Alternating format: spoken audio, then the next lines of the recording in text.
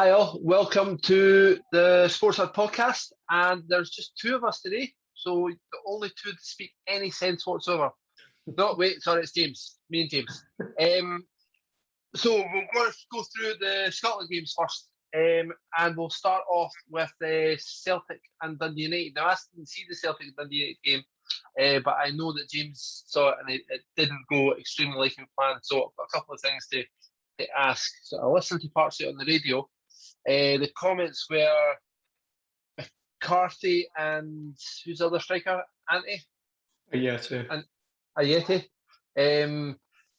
They don't quite fit in with the style of football that Celtic are trying to play, but they're new signings. How does that work out, James? That's a good question. Ayeti has been here for a year. He does feel like a new signing though, because he didn't play last season. But yeah, McCarthy doesn't suit the system. Too slow on the ball.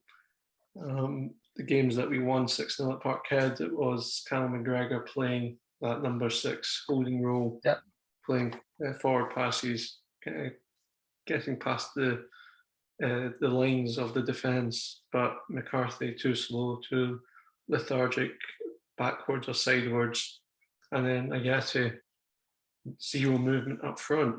And you know that's part of his game. He's not a Kyogo, but you expect him to be there or thereabouts in the box. I can recall 4 or 5 crosses where a penalty box striker should have been on the receiving end of it. He wasn't for 4 of them, and the one that he blasted over from 4 yards out. So yeah, it was a disappointing day for Celtic fans, and in particular, those were the 2 players that I pointed out as having a poor game. Ange thought so as well and took McCarthy off at half-time. But he put Sorrow on, whilst I would have put Beaton on, because Sorrow, again, is not a player that you think of for breaking the line going forward.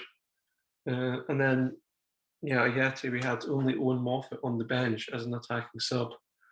And yeah, he's only played for the Colts team this season, so I would have put him on, but Ange didn't.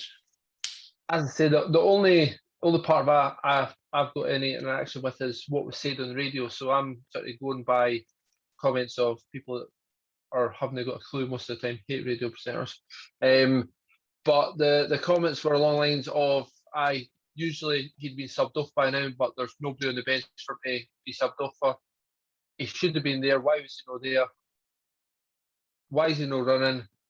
Just standing about. He seems to be penalty box, but he's not actually in position when the ball comes into the box. Is that sort of what you take from it, or? Yes, that is exactly what I take from it. I saw a stat on Twitter. I take that as a pinch of salt, but it does feel like it. I saw that Ayeti only made 3 passes the whole game, which is a centre forward. Is not exactly what you want. Doesn't indicate that you're at the heart of the action. And when you look at the expected goals score, it was 3.68 to Celtic against 0.95 to Dundee United. So we did play well enough to win the game. We created enough chances. We hit the bar 3 times. The striker just wasn't in the right place for most of the game, and when he was, he missed an absolute sitter. So we only have ourselves to blame, but it's not time to panic yet. We see the news this weekend. Are you sure? Dundee United were playing midweek as well. Dundee United played midweek against Hibs, who beat, but still and then they came at the weekend to play Celtic at Parkhead and managed to get a draw. It's not the end of the world yet? No, it's not the end of the world. And when Celtic were beating Dundee and St Mirren 6-0, this Ange ball theory exploded like the Messiah had landed at Parkhead. And I was thinking that the reaction was far too optimistic. There was a lot of work to do. Now, when results are starting to not go our way, it's doom and gloom at Parkhead. And again, it's an overreaction. We expect this season to be quite turbulent because we've got a thin squad. Manager did a massive overhaul. He's got players like McCarthy who don't suit his system, who I still don't think is an Ange signing. So it is going to be an up and down season. the manager deserves time. Obviously, the performance today was good enough to win the game according to expected goals. It's going to click at some stage. We've got Kyogo McGregor to come back into the team, as well as our new Greek striker, if he's not a myth. He seems more of a myth than Ange Gavin. But it's not panic time yet. Not panic time, right. So looking at the league table, the top 5 teams are Rangers, Hibs, Hearts, Motherwell, Dundee United. Well, we did quite well. We avoided a defeat against the team above us in the league. Yeah. But no, obviously results do matter in football. Celtic should be a top 2 team in Scotland, if not the top team, because of the finances. But there's been a massive overhaul. Performances are still there. The XG score, we should be winning games. When things start to click, I think fans will start to calm down. People like to panic. We only need to see the news this weekend with fuel and the panic button. People are panicking just now because of social media, news headlines, people jumping off each other's opinions. Time for Celtic fans to calm down. It's going to click. Good luck with that. Let's see how that works out for you. Oh, I know. But before, I want to mention Dundee United before we move on to the next game. They had a very young team out today. They had a 16-year-old centre-back playing. Played well. He did play well. He looked very composed, very brave, looked a threat going forward. They're safe. They're not going down. That manager that they appointed is a bit of an unknown. Looks quite an astute appointment. Dundee United are a team to get excited about if you're a neutral. I think they'll be quite fun to watch this season. I think a couple of teams are popping up of that ilk, and it's funnily enough, it's not the teams that were popping up last season of that. Anything else to say about Celtic Dundee United? Oh yes, Kevin Clancy had an absolute shocker of a game. Funnily enough, we'll talk about the other game where I thought the referee had a shocker as well. But Dundee United should have had 2 players sent off. Celtic should have had a player sent off, and Dundee United should have had a penalty.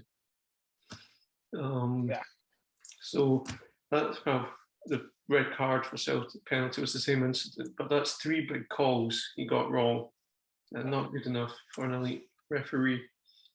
No, stretching the words of the use elite. But is this hashtag VAR in Scotland? No, get competent referees in Scotland. Might be a bit too big of a hashtag though. Right, moving on to the next game as we talk about Celtic, who are actually doing pretty well in expected goals, but not producing enough wins.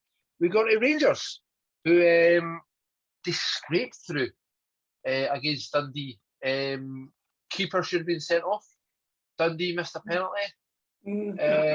I might be the only Celtic fan to say this, but I don't think the keeper should have been sent off. No, double punishment rules away. He did go for the ball. There was cover there. Yellow card was the correct decision. So, anyway, looking at it, Rangers struggled in Dundee. And lucky to get away with 3 points. Do you see much of the game or anything of it? Yeah, it was on Sky Sports. As you said, Rangers didn't play very well, but these are the games you win if you're going to win championships, and they scraped through. And if you're a Rangers fan at the end of the season, you don't care how well you played if you get points on the board. Rangers fans have that in them. They really don't care how well they played. They've never played good football. Maybe a little bit last season. There's flashes of it, but the historical Rangers teams have never been fantastic footballing teams. They scraped results, and they scraped another result at the weekend. Things would be different though if Dundee could finish. Yeah, well, considering you look at the strike force they've got, Griffiths, was he subbed off or injured, or didn't he? Yeah, injured. Injured. So he's came off. Cummins came on. Cummins has missed a penalty. Griffiths missed 2 decent chances before his injury as well. Obviously, think side effect of kicking a smoke bomb. Yeah. That's why he's So after that. But yeah, it's a tale to opposites this game. Rangers played poor, managed to scrape the win, which is what champions do. Dundee again played quite well, but couldn't score. And if you go do that, you're going to go down. Now Dundee are sitting bottom of the league with 3 points, and those 3 points are from 3 draws. Do we see anything positive from Dundee in that game to sort of say that they'll be okay? They created enough chances, and if they get a fit Lee Griffiths, they've got somebody who can score goals. Well, there's no doubt that he's a predator, but are they going to stay up? I'd be worrying, but not panicking. Yeah. But yeah, if they start converting their chances, they'll be fine. But it's a big unknown because they've not scored a goal yet this season. Aye, that's a really big stat for them. I mean, they're sitting on -9 goal difference. They not got 4 goals. 4 goals. Four goals. Yeah. Well, yes, I'm sure they drew 2-2 with Hibs. Come and think it. Yeah, that's one of the draws. You know what I'm saying? Your statement at the start of the podcast was correct. And Rangers just rolling over teams now. Are they just finding a goal and getting through? I wouldn't say rolling over. I'd say stumbling over. But it's going to catch up on them. I said that quite a bit last season as well, but they're just going to come down. I think it will. I think it will.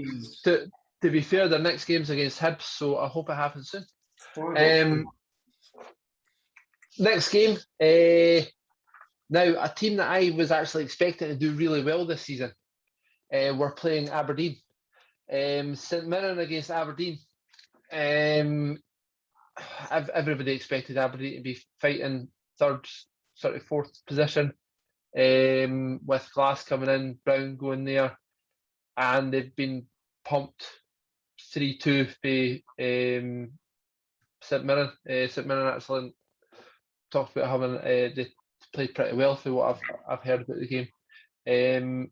Are Aberdeen still in with a shout of being up there in the league, contending?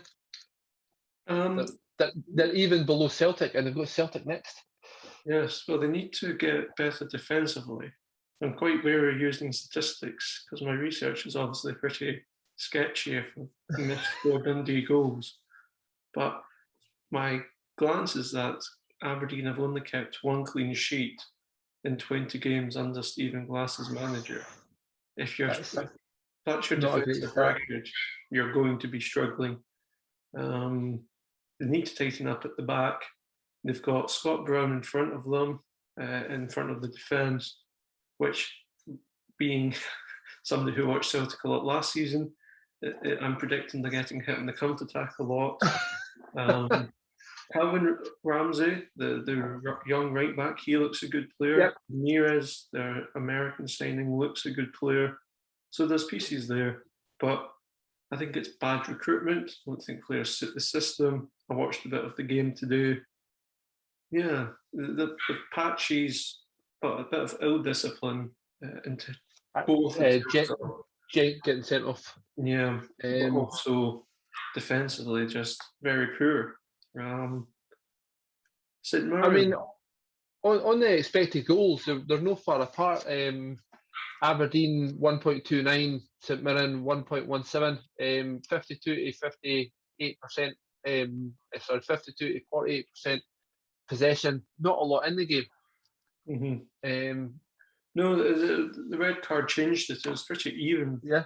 Before that moment, St Mirren hadn't won a game this season before today, but the performances have probably justified it. So I think this was the variance just dropping to St Mirren. I think they'll be safe this season. I predicted them to finish 6th and be relegated. So I think about a ninth place position. Somewhere in between there will be fine, I think, for them. Yeah. I think St Mirren are a team that Hibs have took a lot of players from, and Hibs drew with them the last week before. And they're not a bad team. They're all right set up. They know what they're doing. Aberdeen should be beating teams like that for the wages that they give out for the players that they should have. That should be 3 points for Aberdeen 8 out of 10 times. Yeah. You'd think.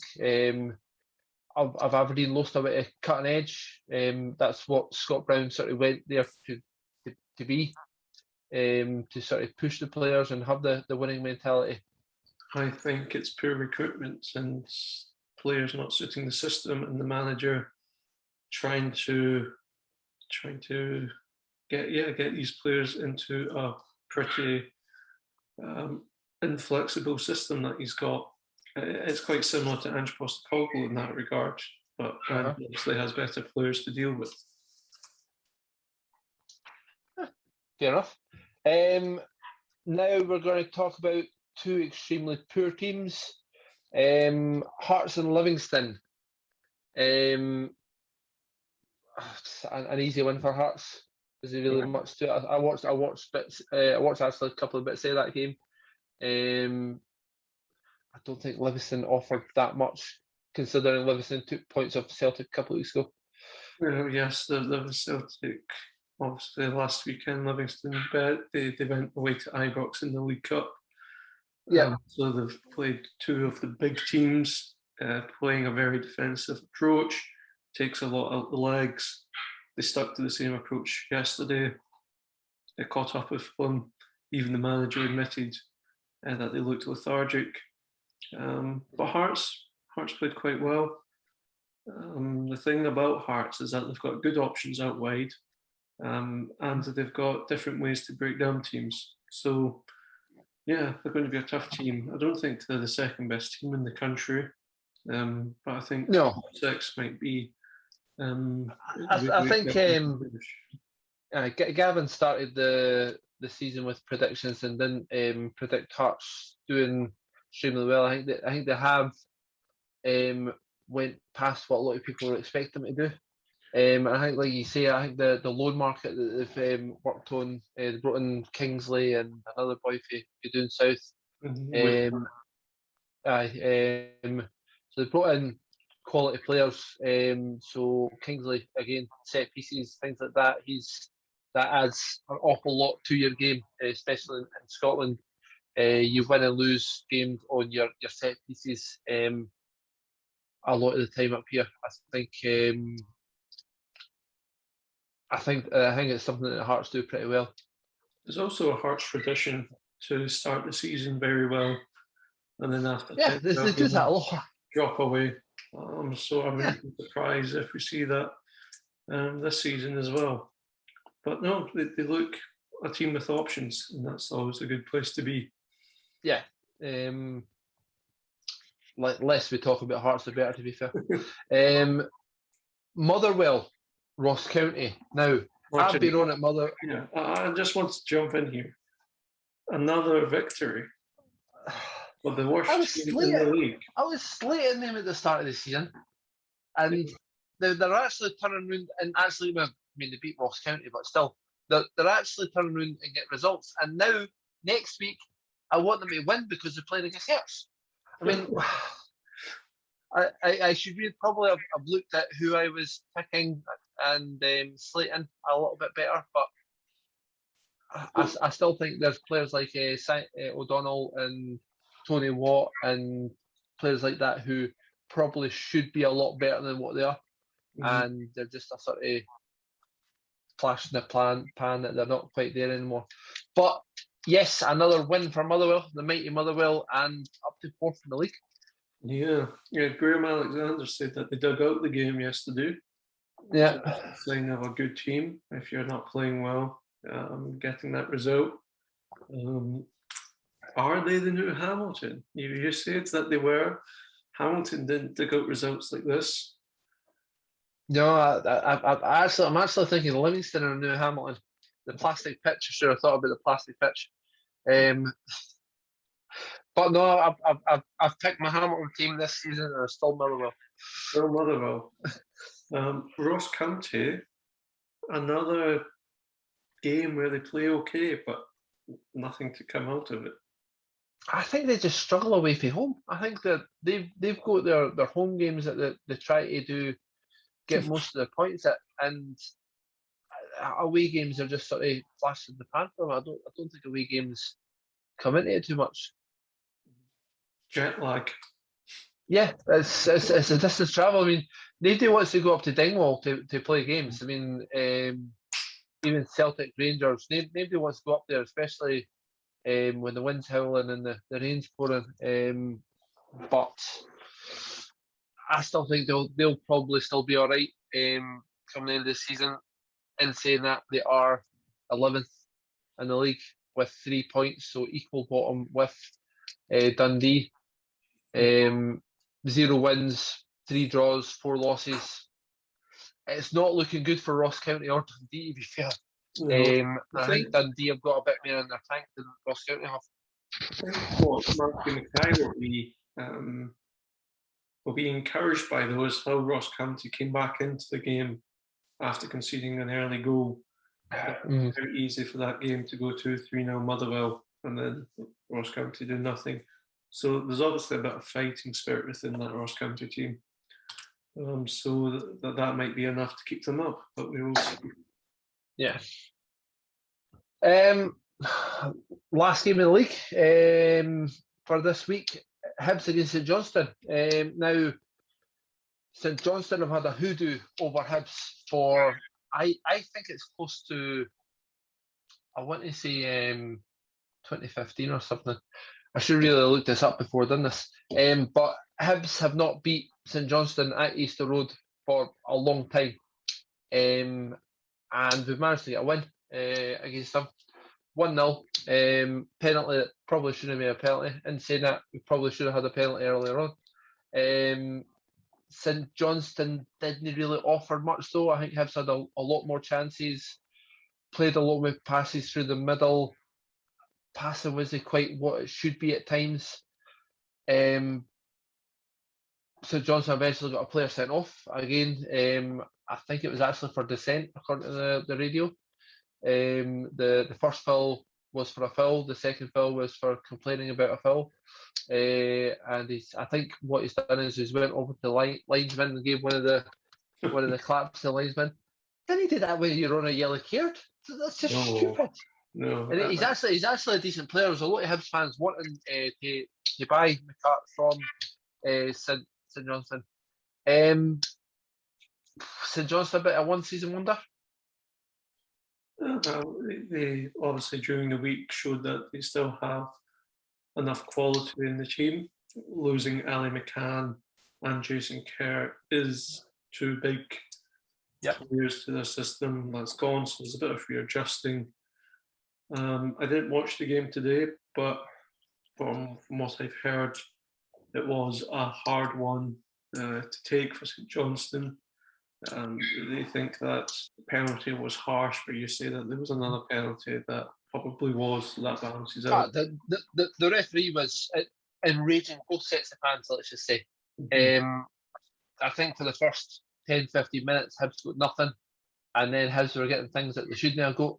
But early on, Hibs had silly things, throw-ins that were quite obviously Hibs throw-ins, and they were going to St Johnstone.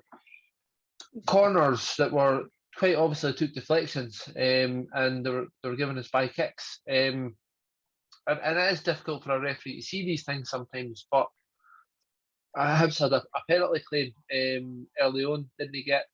Obviously, I didn't actually see the penalty that was given. And then you've got the red card for clapping at the assistant referee, which, to be fair, is just stupidity from the player. But not a good display to the referee from what I saw. And as people who watch the podcast know, you're a Hibs fan, and you've always complained that Hibs just lack that grit to win games if it's tight. Did it today? Yeah, I think that's the league position will sort of show that they're actually churning out results. Still 3 draws, where I thought at least 2 of the draws should be wins. But we're considering Nisbet's not scoring as much as he should be.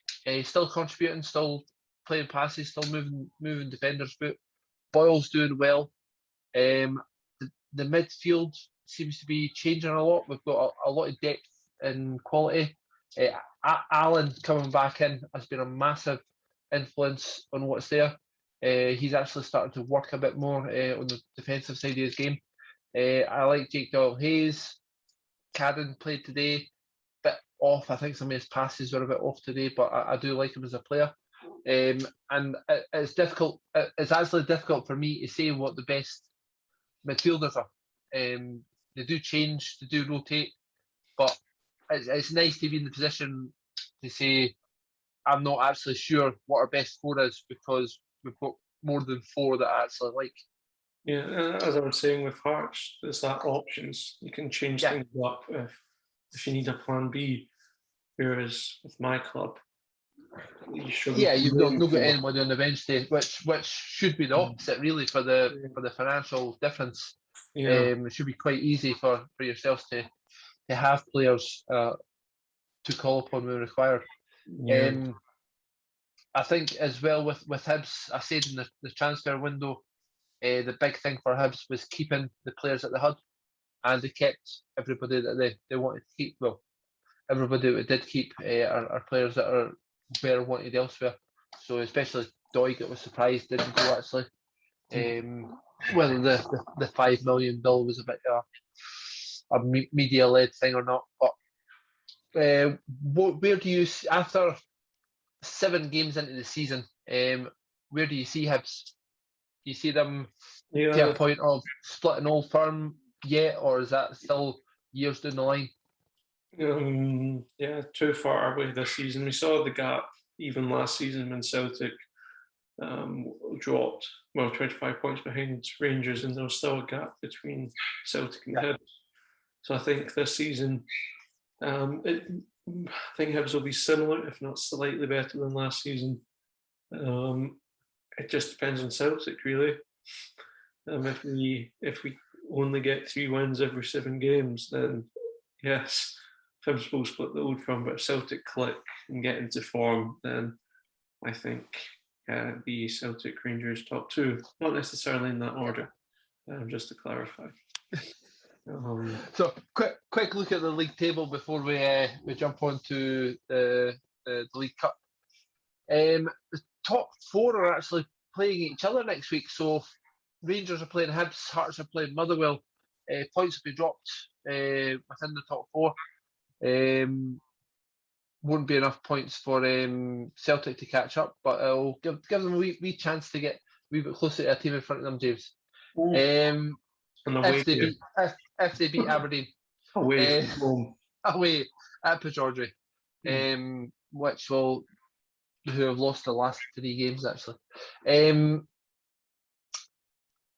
Like you say, I don't see the league ending up the way it is. I think there's still a lot of action to come round. I think we'll have a proper in-depth look at the league once everybody's played everybody once, and see where we're standing. Ange today said something quite funny, which was you folks are a bit funny thinking the league's determined after 7 games. Which he's got a point about that. As you said, nobody's played everyone yet. Points will be dropped. If Rangers keep playing this poor, they'll drop points. If Celtic keep playing this well, they'll eventually win. So it's a long way to go. Possibly. Looking at the League Cup draw now, we had midweek games in the League Cup. The teams progressing through: Hibs, the Huns, Celtic, and St Johnstone. You can't use that word, no. Can I not? Surely no. Rangers. The Rangers? Yes, you can use that. Man. You're such a killjoy. I'm sorry. So, Hibs against Sevco, Celtic against St Johnstone. I do reckon Premier Sports have heated up a couple of the balls in the pot there to make sure they try to get a Rangers Celtic final, but I still think it's better chance of a St Johnstone Hibs final. What's your thoughts on the games, James? I think the better tie is Rangers Hibs. I would expect Celtic to go through. James, are you aware of the last time that the Rangers bet Hibs at Hampden? This is including the old Rangers. No. You're talking back in the 1990s. Oh, so was I even born then? Probably not. So I know that Rangers won a cup final in '93 against Hibs, but that was when Hampden was getting done up. So that was at Celtic Park. So I'll if anybody's watching that wants to do a bit of in-depth analysis of this, I'm sure that Rangers haven't bet Hibs at Hampden since Arthur Duncan scored an own goal. But if somebody wants to check that up for me, I'll be quite happy to be corrected. So I would put Hibs as a favourite there, just for the sake of it, really. What's your feelings on St Johnstone at Hampden? Bigger pitch? Yeah, I think that suits us. I don't think Ronnie Dyer's period of time, Neil Lennon's first period of time, I think Celtic had a bit of a Hampden stigma. I think that's been blown apart with recent cup runs. I don't think we've lost at Hampden for a good couple of years now. So I think going back to Hampden, a lot of the players familiar there, I think will be fine.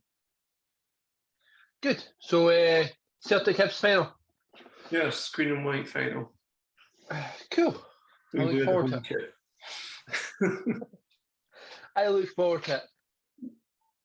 Yes. You want to take us through the just because your teams are doing so well just now, James? Do you want to lead us on the English stuff? Oh yes. Regular viewers will know that not only am I a Celtic fan, I'm also a Tottenham fan. And Ian Milne, you're with me in the sympathy and the pain. That makes it even better. That's how I'm feeling just now in regards to Tottenham. Before I give my thoughts on the game, Martin, Arsenal beating Tottenham 3-1. You wouldn't have predicted that 3 weeks ago, wouldn't you? No 3 weeks ago. I think you look at. I looked at Arsenal. I watched Arsenal's first couple of games that they had, and they only had 2 players that were actually doing it, and it was young laddie Roe Smith and Tierney, and Saka that were actually doing anything for them. Apart from that, they didn't have anything at all. Watched a bit of the game today. Keeping in mind, Hibs beat them pre-season day. So I chucked that in. And watching them today, completely different team. There was a bit of gusto about them. Xhaka, after having decent Euros, actually starting to perform for Arsenal, which I don't think he's actually really done much. Well, he's kicking people, fair enough. I thought he probably should have got a couple of bookings in the game. But Harry Kane, non-existent. Yep. Should have sold him. Yep. I agree. I agree with that. I mean, with Arsenal, you look at them.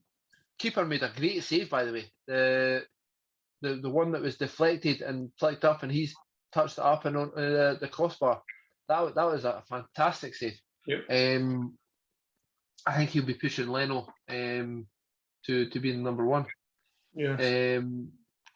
Still, he did cost £31 million when they sold Martinez for £15 million last summer. I would still say Martinez is a better goalkeeper, which we'll go into later.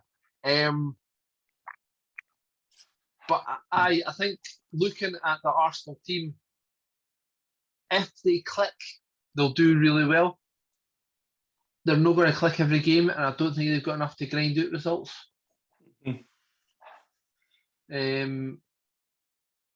Tottenham, on the other hand, looking at the big the manager who you're loving right now, Nuno, I think he's going to turn it around at some point. He's going to be the next big thing. Nuno will sort all your problems, James. He will. I know you're trying to pull my leg. Nuno has the answers. You just got to have faith.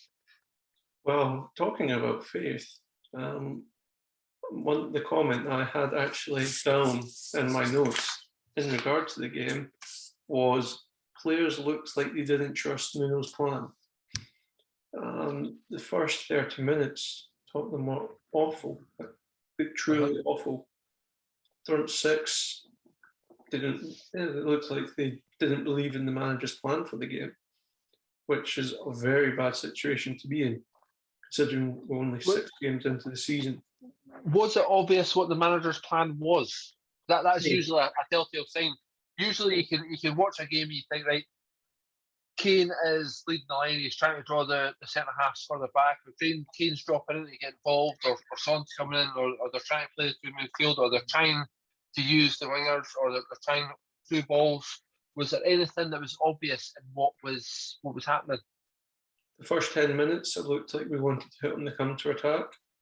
We concede. Arsenal obviously then take the foot off the pedal. They've got their lead in the North London derby. Nuno looks like what a 6-year-old does on Football Manager when you go 1-0 down and go from counter to attacking.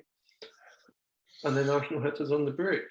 It was, very poor from Tottenham today. And Nuno, after the game, admitted he got decisions wrong. That being plural, decisions being wrong. 3 weeks into the season, my fellow Spurs fans mocked Arsenal. We were top of the league after 3 1-0 wins. Arsenal were bottom of the league.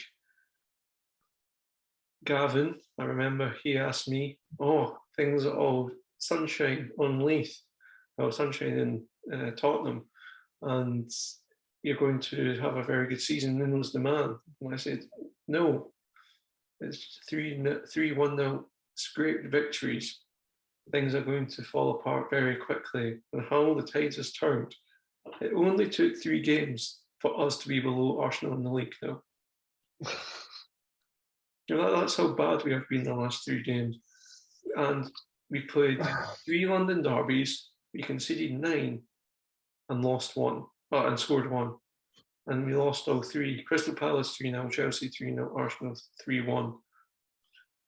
And I look at the Premier League table now, and I think to myself, if Brighton beat Crystal Palace tomorrow, they're top of the league. Yeah. We could have got there. But we went, and I'm not going to go into a Potter rant about why he should be manager, but we sacked Mourinho. We replaced him with Mourinho copy and paste from wish.com. It was... why sack somebody because he's pragmatic, out of touch, and replace him with somebody who is pragmatic and out of touch?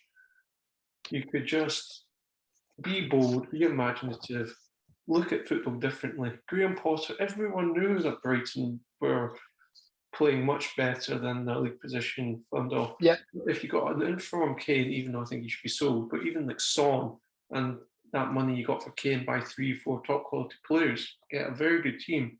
Give Potter that, you're laughing. But no, Levy went through the traditional Tottenham route, which is, I don't even know what it is. It's usually get a big name. Nuno Espirito Santos is a big name, but not reputation. It's a long name. Home game, yes. So, yes, I must be the only Spurs fan who, well, I'm not the only Spurs fan, but who, from the first day I called this out, this is not going to work. And even the early honeymoon stage, I was skeptic, and now my skepticism is growing into validation. Is that enough of a rant? No, I'm going to draw some here at you. So with Spurs, what style of football are you actually seeing from Nuno? Is it a counter attack? Is he trying anything at all? Is he incorporating Son and Kane like Mourinho did? No, we're playing 4-3-3, very similar to Andrew's 4-3-3, by the way. Yeah. Tottenham, the players that we have suit a 4-2-3-1. So the formation is wrong to begin with. And because of that, because Kane's not got that number 10 support, Kane's dropping to the number 10 position, meaning we've got nowhere up front. So you play the long ball if your team gets pressed, which teams are doing against those, the ball gets recycled quickly. That's basic tactics. But he's not even seeing that. Ndombele, Dele Alli, it's players who are tidy on the ball. They have that something extra, but you don't scream end product. Yeah. I've got Harry Kane, who just not interested. Nope. And we've got Emerson Royale, who Barcelona are laughing to the bank. But I'm not really. They've got nothing in the bank, but I don't think they take calls from the bank. To be fair, no. But they managed to get £30 million to soften a bank account. We've bought this defender Romero for about 50 million from Atalanta. You don't concede 9 goals in 3 games and think that's a purchase well spent. Yeah, it's very hard to see what style of football we're trying to play. So what needs to change? Is it just the manager? Is there players there that have been to... Well, Kane. Kane needs to go. Kane's cut his ties. I think... I'll be surprised if the January window if he's still there. Well, I wouldn't, because Daniel Levy. Levy will demand top money for him. But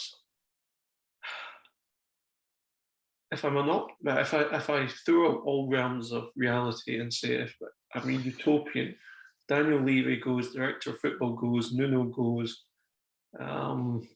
Kane goes, and Ndombele goes. You get rid of all that, and then you build your thing. Real life doesn't work like that. Nuno's probably better just supporting Brighton. Yeah, well, at this stage, Nuno is a symptom of a bigger problem, which is Daniel Levy, the director of football. So I'd get rid of them before I'd get rid of Nuno, and I would sell Kane if the right money came in. That's what I would do just now. Anything to say about Arsenal? Saka looked good. Smith Rowe looked good. The defence actually looks pretty. How would I say it? They've not got an aggressive centre back, but Gabriel and White. See if they got like an absolute madman, like a Puyol-esque centre back. That would be a pretty nice back three. With Tierney and I don't know his name, but the new right back. I know you're talking about. He looked good as well. They'd be pretty solid. They're a couple of players short from a tidy team, but Arteta's vision for the teams coming together. I think that was always the difference. I think last season you could see what Arsenal were trying to do. They just weren't very good at it. But they kept trying to do the thing they weren't very good at. They kept losing points and dropping points here and there, and it just wasn't working for them. I don't know if they've turned a corner. Is that 3 wins in a row for them? Whether they're actually getting players in that suit their system and they can actually... Arteta was on a shaky peg at the start of the season, especially after the first 3 games. Yes, but he turned things around above Tottenham in the league. Arsenal fans will be satisfied just now, but obviously still demanding more. But I'd rather be in Arsenal's position than Tottenham's. Yeah, probably. I think I'm going to do you a favour, James, and stop talking about Tottenham and Arsenal. Next game on the... Yes, Man U, Aston Villa. Now this is your English team. If you've Aston Villa, you've nicked a last-minute goal against Man U, and it's still not the main talking point in that last minute of the game, which is quite a feat. It is. I've said before in the podcast, I've got an affiliation to Aston Villa as I've been a Man United fan most of my life, and I've got an affiliation with Aston Villa, so it was a really interesting game for me. Especially, I do wonder if Fred is still in John McGinn's pocket. I think looking at the game, Aston Villa did well. I mean, Aston Villa, we spoke about it a couple of weeks ago against Chelsea. They got humped 3-0 and never a 3-0 game. A game that Aston Villa had opportunities to win. Aston Villa are looking a dangerous team, and I think they will win points this season in a lot of places. I think they're sitting 8th just now with 10 points, but I can see them being top. I can see them finishing about there. I can't see. I don't know if they're ready to push the top 6 yet, but I think they'll sort of be in and around that area. If you can manage to get Bailey, Buendia, Ings, and Watkins in the same team, that's a good front four, and then John McGinn behind that with is it Douglas Luiz? Douglas Luiz. I mean, it's not just that they've changed the formation to a degree. They used to play a 4 at the back with Mings and Konsa. They've started playing 3 at the back. I think they did it to try and match up against Chelsea, and they've done it again against Man United there, and they've brought on the goal scorer. Is it Horse? So they brought him on. That was his first game for Aston Villa. But Mings gets talked about an awful lot. Konsa, I think, is a great player for a centre half. He's dangerous. He's still young. I don't know why he's not talked about when you sort of talk about the players that are getting called up for England.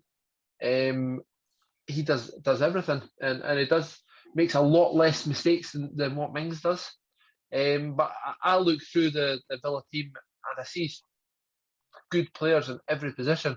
And what they've tried to do now is create a bit of depth. When you talk about the 4 players you talked about, having all 4 of them on the team at the same time is difficult. But having one of them to come off the bench 20 minutes to go is extremely good. And the players that they've brought in, you probably prefer them together compared to Grealish on his own. Yes. So I think, again, going back to that Harry Kane topic, Tottenham should be looking at Aston Villa to see how you get rid of a big asset for a lot of money and fill it throughout the team to get some depth and competition. Didn't get me wrong, Grealish was a massive thing to lose, because you look at the games that he didn't play in and the amount of games they were actually winning, they won a much higher percentage of the games that he played in than the games he didn't. He was out injured for a long period last season, especially towards the end, even though I kept him in my Final Fantasy team, which was obviously a mistake. I kept saying, due back next week. But I think Aston Villa are a solid team. Dean Smith knows what he's doing with them. One of the things that I like to comment about Aston Villa is their set pieces, which they managed to score from. And supposedly what happened, Mings told Horse just to take his role this time. So Horse wasn't supposed to be there. It was supposed to be Mings, but they swapped positions without being told to. And Cavani, it was who was marking. Horse had just pushed him, ran to the front post and got a flick on. I think it was Wan-Bissaka who was on the front post that came off the front post. And again, Ole Gunnar Solskjaer is complaining that it shouldn't be a goal, because I think it was Watkins who was standing on De Gea at the point where the ball was hit in an offside position. Your thoughts on that, James? Yeah, I heard that. I thought it was a bit petulant from Ollie. He wasn't in the Hare's way, so I think it was a legitimate goal. But we talked about Villa. We talked about that 89th minute winner. Nice set piece. Man U go up the pitch, win a penalty from handball. And there's a bit of a squabble between Bruno Fernandes and Cristiano Ronaldo, who's taking the penalty. I don't think there was too much between them. I think Bruno was always taking it, but I think the goalkeeper Martinez, who is well known for his shithousery, we spoke about this before about the Copa America and the expletives that he used to put off players. So it's a very Jose Mourinho tactic. When he was at Chelsea, as soon as something goes wrong, you crowd the ref. As soon as there's a penalty set in, you crowd the penalty spot, and Martinez is over to Ronaldo. Why are you not taking it? Come on, you take it. You take it. Come on, you can't beat me. You take it. And he's just undermining Bruno Fernandes completely to his face. And I thought it's the mentality of the game. It's maybe not within the sportsman thing, but we spoke before about the dark arts of the game, and that was played to a T of the dark arts. And you would not expect you'd put your mortgage just about on Bruno Fernandes hitting the target, whether it was saved or not, it would hit the target. That was at least a yard over the bar. Mm-hmm. And I can only put that down to Martinez and a couple of other players beforehand, widening them up, making sure that the referee should have booked the keeper and got everybody settled down a lot quicker than they did. But it's not great to see when it's not your team. If it is your team, you're loving that. It's like when the players used to go over and kick the penalty spot and sort of drag their feet across the penalty spot to make your standing foot slide. You hate that if you're the team taking the penalty. If you're the team not taking the penalty, that's brilliant. It's not in the sporting nature of the game.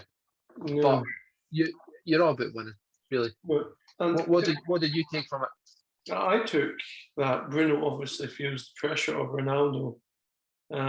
He usually does the hip and scop penalty, and whereas this one was the way that I described it as soon as I saw it was his best Ryan Christie impression. It was awful. Just tried to maximise power, and got it all wrong.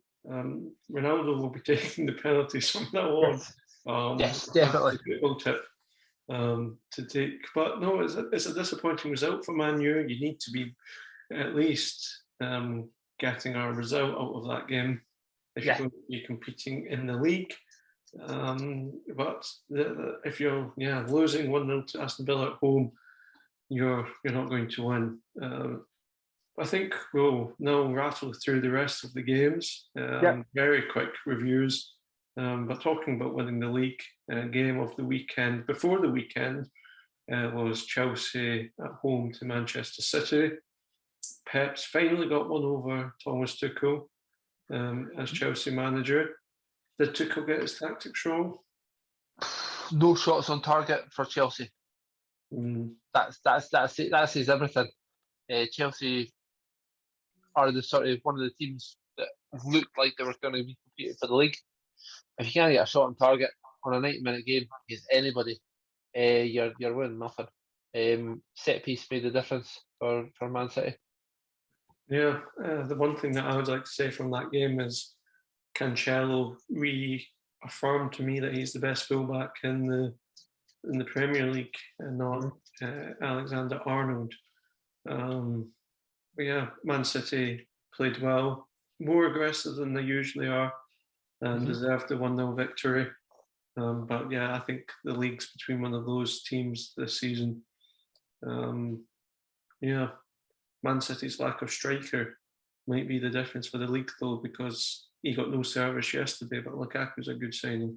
Not the best league in the Yes. striker though, Gavin. Just to reaffirm that. Definitely not. Definitely. Probably about the fourth, fifth. Nah, he's doing it like the eighth best striker in the league. Eighth best striker. Yeah, I think I would agree. The best game of the weekend in terms of the actual game was Brentford v Liverpool, which finished 3 each. Mm-hmm. Did you watch the game? I got a top bits yet. Brentford actually turning it a bit more of the real deal. They look dangerous, set pieces all set up well. Unlucky at points, deflected goal for one of Liverpool's goals. I think Brentford are in with a shout to finish top half of the table. I thought it was a very exciting game. Could have been 6 each. Yeah. Chances cleared off the line. Salah missed a couple of sitters. Tony had one called off for offside as well. Not offside. Liverpool looked good this season going forward, and before this game looked solid defensively. Van Dijk and Fabinho being regulars in their own position have made them look more assured. Salah and Mane being refreshed as well, if not having the Euros in the summer. They've got off to a good start. When the African Cup of Nations comes along, I think Liverpool will struggle for that month. Brentford, as you said, look good. Very tall, aggressive team, but also very tidy and composed. I'm a big fan of how they recruit players, as I've talked about on the podcast before. So yeah, I'm excited to see how they do. If Potter moves on elsewhere, Brentford might be my new team to look for in the sense of a neutral. But yeah, I think both teams will do well this season out of that game. Yeah. Well, James, I think you've took more notes than me for the rest of the games. You just want to quickly rattle through these games. Yes. So we're not taking too much time on them. Yes. Everton 2, Norwich 0. Norwich play slightly better than they have. Agent Rafa knew that he couldn't lose to Norwich. It'd be too obvious that he was an agent. So a 2-0 victory there was not surprising. Norwich they go down for me, I think. Yeah, I think that's pretty certain that they'll be going down. Leeds 1, West Ham 2. It's another last minute involvement for West Ham. Last week they missed the penalty. In the last minute this week they go and win the game with Antonio's last minute goal. So they're ticking along nicely. Look like a good solid team. Great Final fantasy team signing he is. Yes, Antonio picks up the odd red card though, but he is good. Leeds, I think it's not panic time yet. It's not worrying time yet, but questions to be asked. They're playing well enough, but yeah, they're not getting the results. Sitting 18th, not won any games, drew 3, lost 3. Yeah, Bamford's not really got into a rhythm this season, but Rodrigo and Rafinha both played well yesterday, so I think they'll be safe. They just need to start getting results into wins. Watford 1, Newcastle 1. Surprisingly entertaining game for Newcastle, I must admit. What? I know. They should have been 2-0 up. Alan St. Maximin, the bright spark of that team, got a bit greedy. Longstaff missed a big sitter, but after that, Watford took over at half time. Sarr, again, another goal for him, one for the fantasy football. And then they got another great signing for me. Last minute goal disallowed as well. And that would have been harsh on Newcastle, but at the same time deserved because they're Newcastle. Newcastle under Steve Bruce and Mike Ashley. Yeah. Another game from today. Southampton 0, Wolves 1. Cagey game, I must admit. I watched the first half before turning over for the Celtic game. Wolves edged it on XG, which is another win for Wolves on XG this season. They just don't have a striker who can put them away. But that was until Jimenez scored the only goal of today's game. his first goal since coming back from injury, a very serious head injury, which is nice to see. And hopefully that'll be a kick on for him in terms of goals scored, because he's a very good player. The final game to be played thus far from the Premier League weekend is probably one more of a talking point. Leicester 2, Burnley 2, and Burnley had the last minute goal disallowed. It was offside, but that could have been another defeat for Brendan Rodgers' team this season. What's happening? I don't know what's happened there. He's had the team. What they done last season. Yet you actually expect them to take what they've done and push on and do more. Yeah, it's just a strange one, because there's injuries in the defence. Fofana is a very big loss in their central defence, but yeah, you think they will have enough in the team, in the squad, to get run that. Attacking wise, they've got plenty of players there. Ian Acho's not getting into the first team. Is that because Fofana's injured, so he can't play three at the back? I'm not sure what's happening there, but Leicester look poor. Burnley look tidy. Their new signing scored a cracking goal. The one from Leon Cornet, is that his name? I'll just agree with you and nod. Yes. Well, he looked good. He looks a different type of Burnley player, in the sense of he actually looks technically gifted. That's not a Burnley player, surely. Yeah, well, he is, and he scored £15 million from Lyon, Champions League experience. Burnley's got new ownership. They look to be signing players in the right way, so Burnley might be an exciting club to watch. Sean Dyche with resources might be an interesting one. He's always a manager who seems to get overlooked for jobs. Most people would put that down to his style of play. But if they get these more technical players in, we might see a different Sean Dyche at Burnley, which would be very interesting to watch. There's one more game to play this weekend in the Premier League. Brighton versus Crystal Palace, as I mentioned in my Spurs rant. If Brighton win, they go top of the league.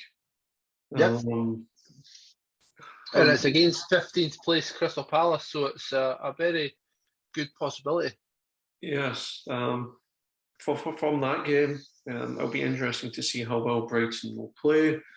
They've not been playing as well this season as they did last season, but they're picking up results this season, whereas last season they didn't. So it'll be interesting to see if Brighton actually come out and play as well as they can. For Crystal Palace, they're a bit of a hit and miss. Just now, hit and miss is the correct way to do it. Conor Gallagher looks an exciting player. I like him. It'll be interesting to see if Edward will start this week. It'll be interesting to see how they go. But I think Brighton will win that game. We'll see Graham Potter top of the Premier League. And I think a lot of talk, his stock will go up, because it's not like top of the league after game 1. Yeah. Top of the league after game 6. And Wales has not played any of the top 6 minus Leicester, who have not played that well this season. It's still, he's getting results, and he pretty on course to be in the Premier League, which is Brighton's ultimate aim. So that's the review from England. Exciting weekend, but probably still not the most exciting thing to come out of English football in the past week, because of the UK government's announcement. Woohoo, government! Well,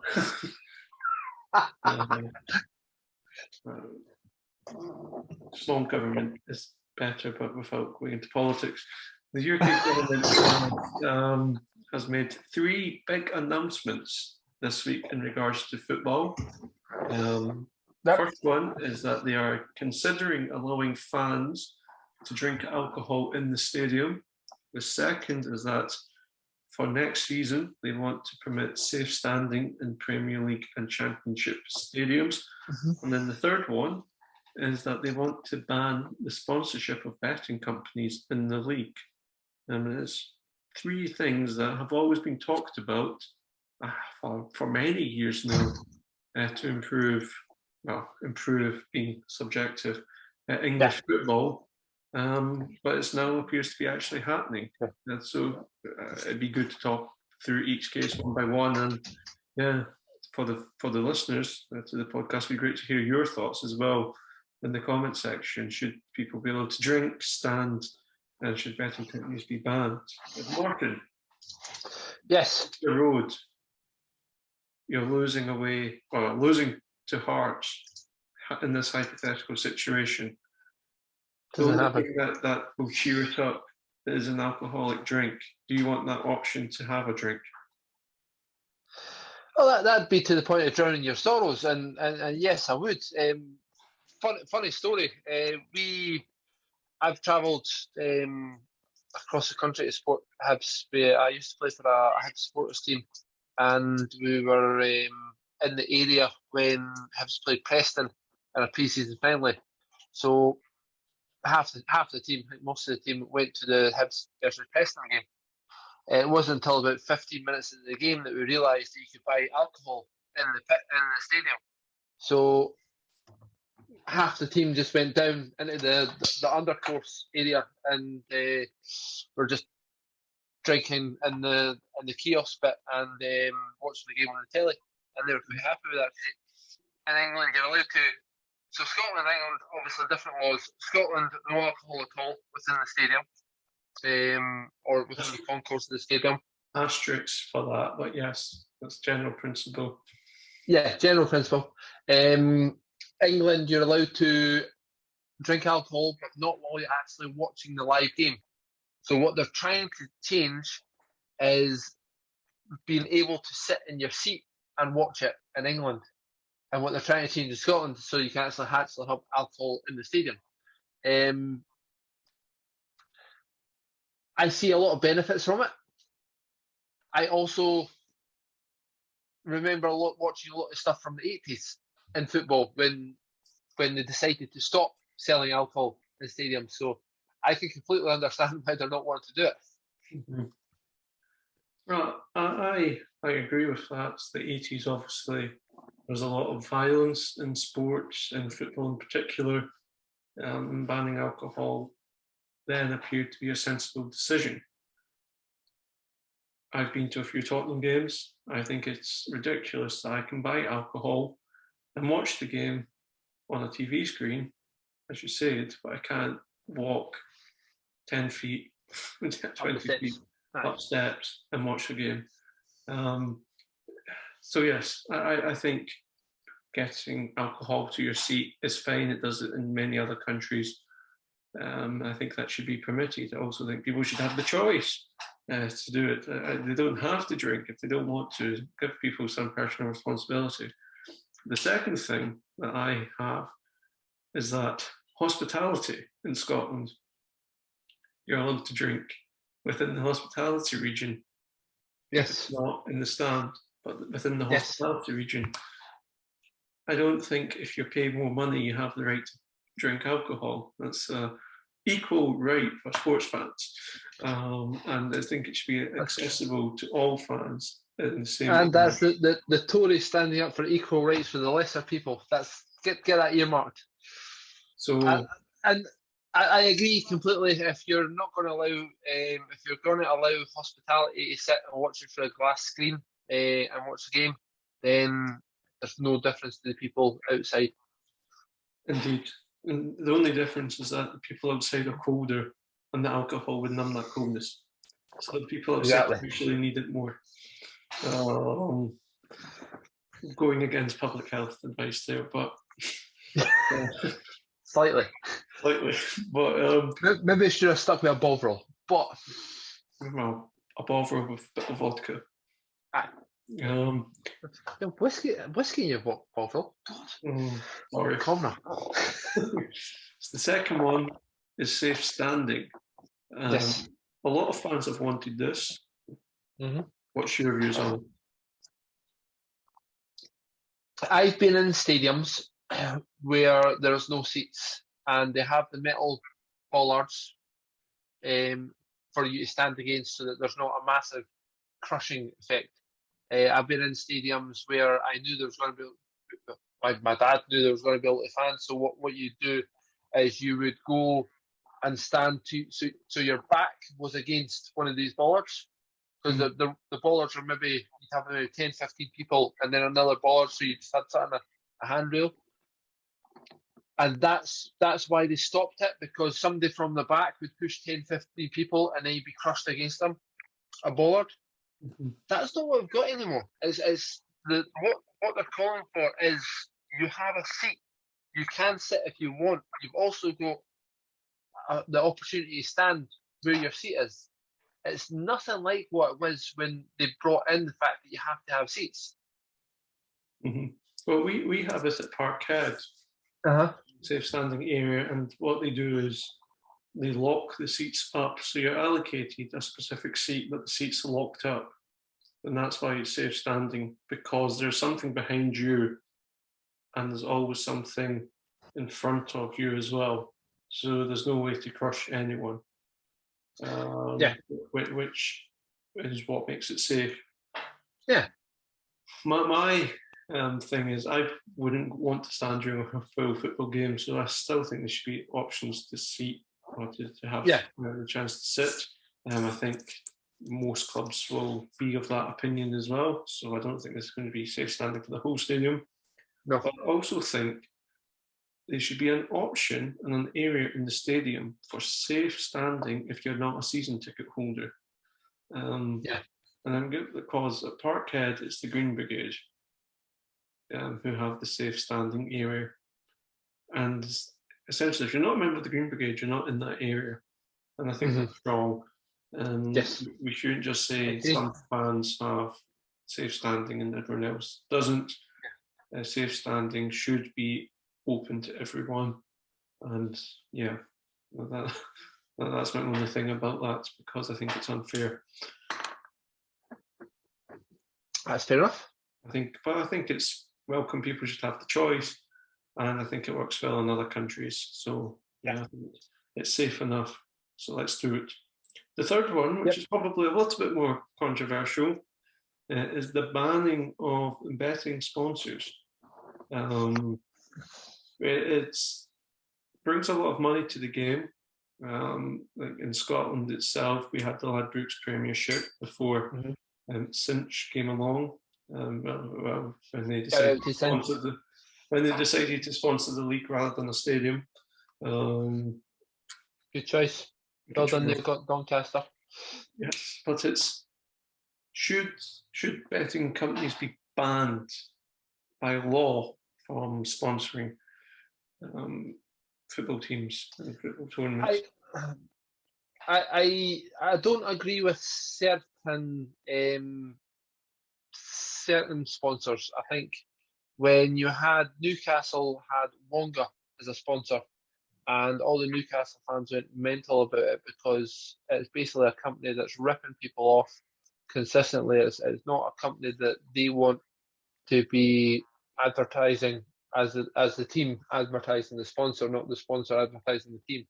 The team advertises the sponsor, and they have a connection with it. And when you look at places like Wonga and things like that, you can completely understand what a club don't want it. I can't remember Hearts fans coming out against it, but still,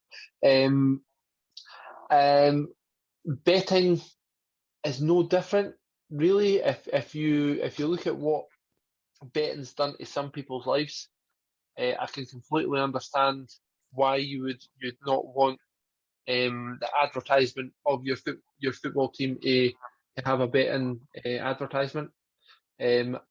You look at other countries. I remember in France, when you're playing a European tie in France, you were not allowed to have an alcoholic sponsorship on your top, because the French just didn't allow alcohol sponsorships. I haven't got an issue with not allowing betting companies to do sponsors. I think when you look at certain leagues, especially the English Premier League, I don't think they need the money. I think they have the opportunity to be selective on what they put on their team strip. a lot of leagues haven't got that. I can completely understand sort of your lower end Scottish leagues teams taking as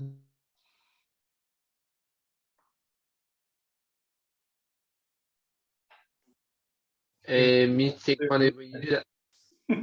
Yeah, I've got a phone call coming through there. I had to cancel it.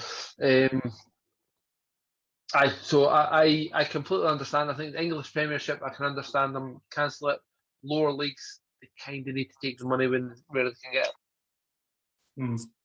Well, I'm kind of a similar opinion, but I don't think banning betting companies is the right approach. I don't, like Celtic just now have Alphabet, and look at this, I didn't even plan this, but I'm going to do it. I have bought it without the Alphabet because I'm opposed to betting companies sponsoring football teams on principle. I think they have ruined people's lives. They do ruin people's lives as we speak, and they target vulnerable people. And I just think the whole thing's abhorrent, the betting industry. And I don't think football should be sponsored by it. But at the same time, I recognise that for lower end clubs, it does bring in vital cash flow, which is important for these clubs surviving. I'm also against the principle of banning something because I don't like it. And I think a better like fun. Well, exactly. If somebody said, I don't like Christmas, I'm banning Christmas, which has happened in British history, people would be like, what are you doing? You can't impose that on me. And I take the similar approach with this betting sponsorship thing. I'm opposed to it, but I don't think it should be banned. I think what would be a better approach would be, and Martin, don't be in shock and don't be too surprised with what I'm going to say. I think there should be a fan representative on the board, and fans should be able to not veto, but have an opportunity to voice concerns about betting company, or even any form of sponsorship. Because you've got Arsenal with Rwanda Airlines, which obviously the political situation there is very controversial as well. So I think Mongo is another example which would get away with this. So if a fan was there on the board saying, no, don't want this associated with the club. I mean, I would say a point. I mean, Hibs have got Utilita as the main sponsor just now. They're probably one of the more expensive electrical supplier companies to go with. Obviously, it changed for person to person, but you didn't want your team to be sponsored by somebody who you don't feel is good for the fans. Yes, but I think it's also what does the club stand for? And I think the judges of that should not be board executives. It should be the fans.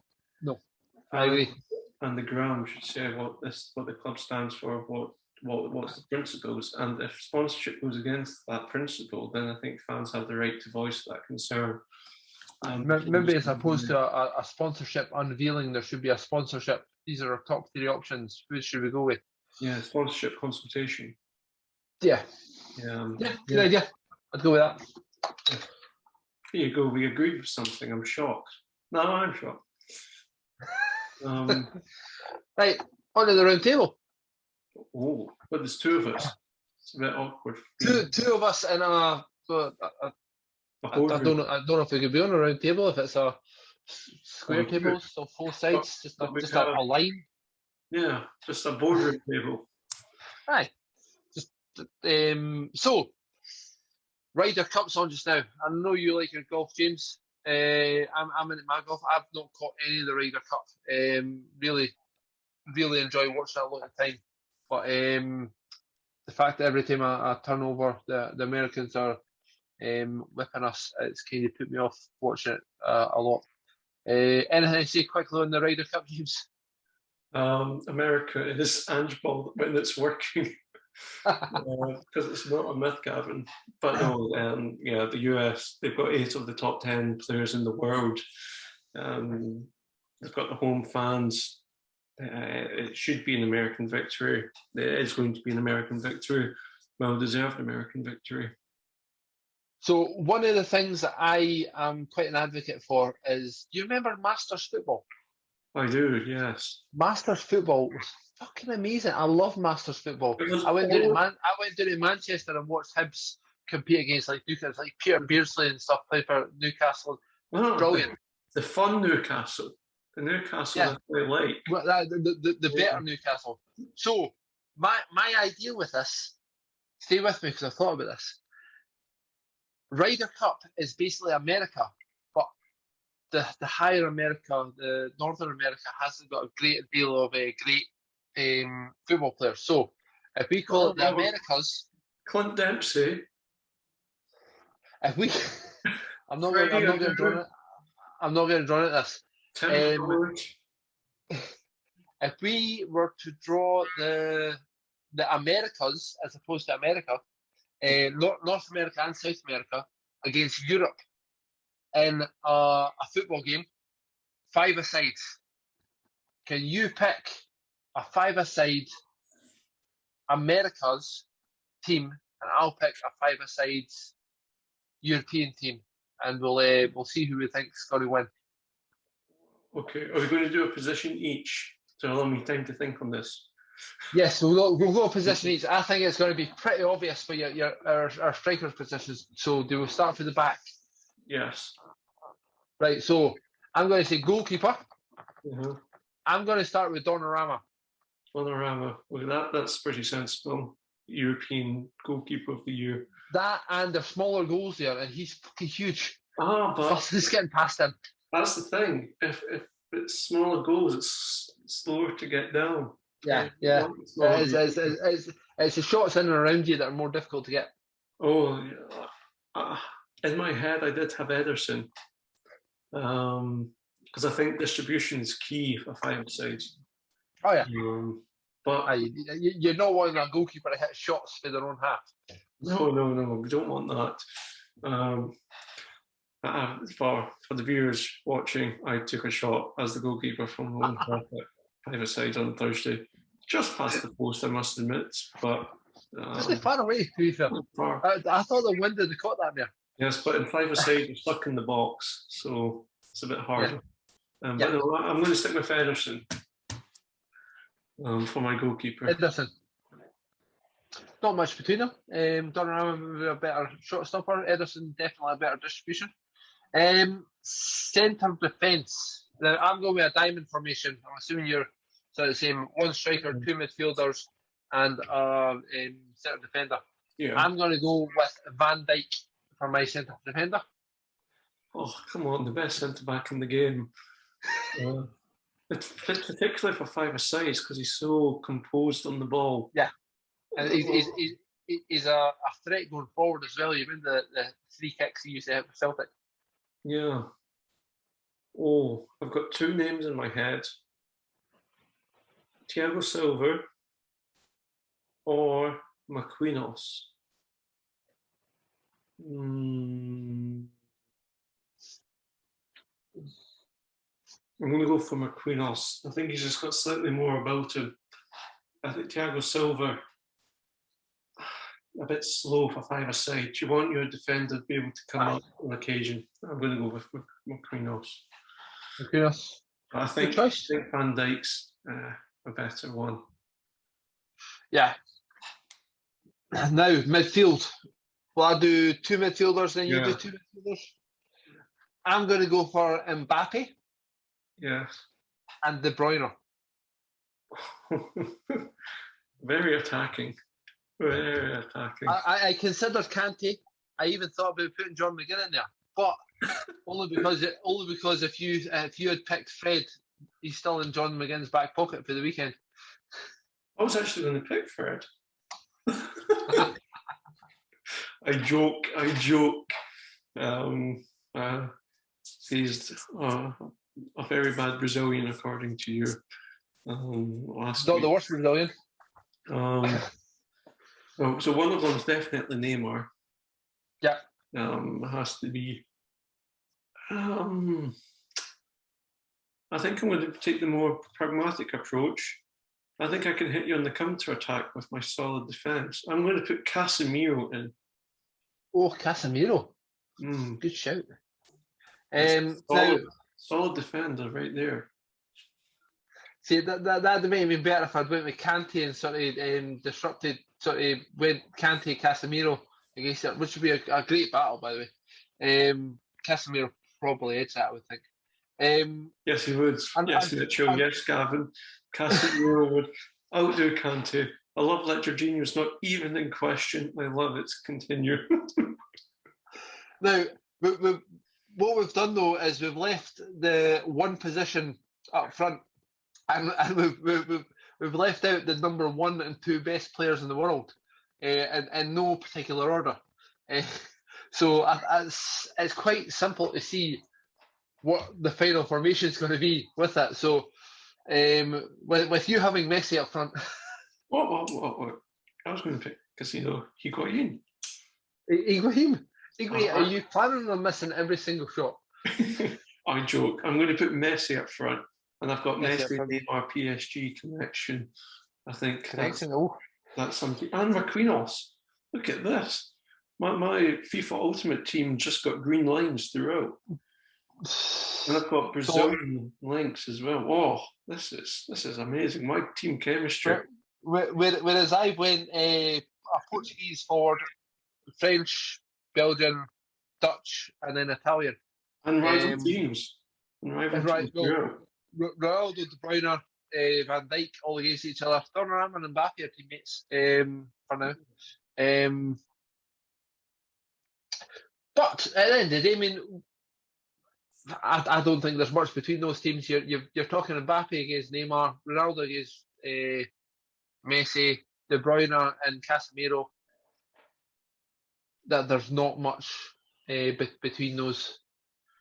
So if anybody's got their 5-a-side team between the Americas and Europe, if you can post comments either on Facebook, YouTube, or any other ways. Yes, and let us know what players we've missed out. Which will probably be tons of them, because we had like 2 minutes thinking about this. Depth and pool of talent in this competition. What a weekend that would be. A Masters football equivalent, but with the best players in the world at their prime. But maybe I just want the Masters back. I want the Masters back. I think the Masters would be awesome. That'd be a fantastic lads weekend. Aye. I went to Manchester last night, like I said, and it was a great weekend just watching top play. Hibs went out early doors. Wesley Kieran, I think Hibs had sort of qualified for the Scottish thing and went to play in the English one, and I were outclassed completely. But some of the players on show, Letizia, Beardsley, Shearer, honestly, great football. I remember was still playing for Rangers. I remember when I was growing up, the Masters was always at Christmas, New Year's time on Sky Sports, and I'd always watch it because I was football mad at that age. And I remember my dad, my uncle saying, "Why the heck are you watching that? Rangers always win it." And it's because it was that 9 in a row Rangers team under Albert Smith, and it was top team. They were thereabouts every year, and the pain that it brought back to that. It's not that. Thinking it now, you'd have like Andy Halliday and Kevin Kyle, Ian Black. We sorted. Yeah, they are still playing football, I must mention. We would have Neil Lennon. I think that's enough said. And a good time to end the episode. Yeah. We started with a Celtic low, we've ended with a Celtic low. Seems pretty adept. But yes. And it will continue throughout the season. Hopefully not. Well, thank you for watching this episode of the Sportswood Podcast. Please let us know your thoughts about the weekend action in Scotland and England as well. Is Nuno the right man for Spurs? Answers in his name. No. But yes, and also let us know your thoughts on alcohol at football, safe standing at football, and betting in football in terms of sponsorship. And yes, the five-a-side Ryder Cup team, Americas versus Europe. Who's going to win out of Martin and I's team? And which players have we missed? It'd be a cracking weekend if it were. But thanks for watching. Please make sure to subscribe to the YouTube channel, follow us on Twitter, like us on Facebook. And if you're still watching, thank you for making it this far. Hit the wee bell button as well so you know when the next episode comes out straight away. Thanks for watching.